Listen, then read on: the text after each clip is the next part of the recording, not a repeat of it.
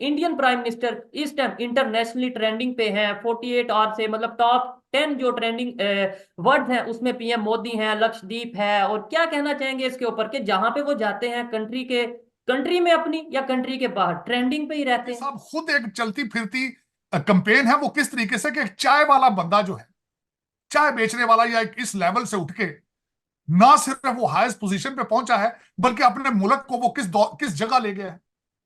सोचने वाली बात तो है। दुनिया के अंदर एक ऐसी चीज तो दुनिया के लिए मौजूद है कि देखा जाए कि what is Modi, what is his policies are. उनकी टीम किस तरह उन्होंने ये सारी इकट्ठी की है कि एक कंट्री जो है उसको एक डेवलपिंग कंट्री से निकालकर उसको सुपर पावर तक ले आए हैं। Ultimately that is a case study. तो ये वजूहात ये होती है कि लोगों के अंदर नेशनलिज्म, मोदी साहब ने सबसे बड़ा जो तोहफा दिया इंडिया को नेशनलिज्म है। टेक्नोलॉजी या दूसरी चीजें उसके साथ ऑटोमेटिकली आ ठीक है। जाती है। और मैं जो भी खबर देख रहा हूँ, मैं मतलब सोशल मीडिया पे इंटरनेट पे चीजें देखता रहता हूँ। पाकिस्तान का मीडिया मतलब बहुत कतराता था कि भाई इंडिया के प्राइम मिनिस्टर की बात नहीं करनी, सोशल मीडिया पे तारीफ की जाती रही, उनकी जो अचीवमेंट्स हैं उनके ऊपर हम बात करते हैं, आप बात करते हैं। लेकिन अब सोने पे सुहागा कह लें या हैरत वाली बात यह है कि चाइनीज मीडिया भी इंडिया की फॉरेन पॉलिसी या इंडियन प्राइम मिनिस्टर की तारीफ करता नजर आ रहा है सर। आपने शायद ये मैं इसके। आप चौसा मैं ये कहना चाहूंगा, इंडियन आपकी इटालियन जो प्राइम मिनिस्टर है उनकी सेल्फी जो वो भी वायरल हुई थी मोदी साहब की। जी। मोदी साहब की रिसेंट तस्वीर है जो बीच के ऊपर बैठे हैं चेयर के अंदर, वो भी वायरल हो रही है।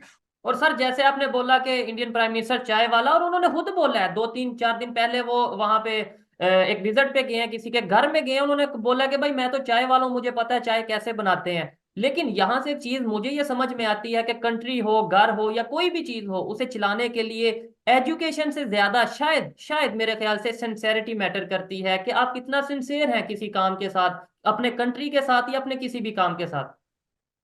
बिल्कुल उसमें चौसा मैंने जो बात की, नेशनलिज्म बहुत इंपॉर्टेंट है। नेशनलिज्म इस वक्त अगर देखा जाए, जितनी नेशनलिस्ट मूवमेंट्स सारी दुनिया में वो गिर चुकी हैं सिवाय मोदी साहब की, सक्सेसफुल है और इट इज बूमिंग। मेरे ख्याल में in the future you will see it. जिस तरह मैंने आपको अभी अर्ज किया है कि दुनिया की वाहिद सुपर पावर अमेरिका, रेड सी के अंदर उनके 3 जहाज हैं और भारत के इस वक्त 4 जहाज हैं वहां पर।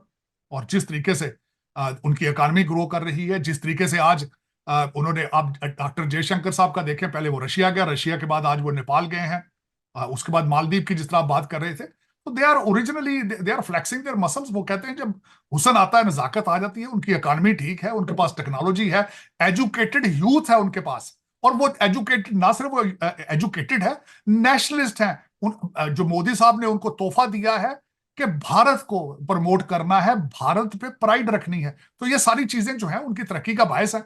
दुनिया को कॉपी करना चाहिए। मैं अगर कह दूं, मैं या आप चॉइस ऑफ पाकिस्तान में किसी को कह दें कि मोदी साहब की तरह नेशनलिस्ट बने, तो वो फौरन कह देते हैं नहीं जी आप तो राह के एजेंट हैं, आप भारत के गीत गाते हैं। चलो छोड़ दे भारत के गीत, बांग्लादेश के गीत गा लेते हैं, वो भी आपसे बहुत आगे जा चुका है। अब तो अफगानिस्तान आपसे बहुत आगे जा चुका है, उनके गीत शुरू कर देते हैं। लेकिन आपको गीत तो किसी के पसंद ही नहीं ना।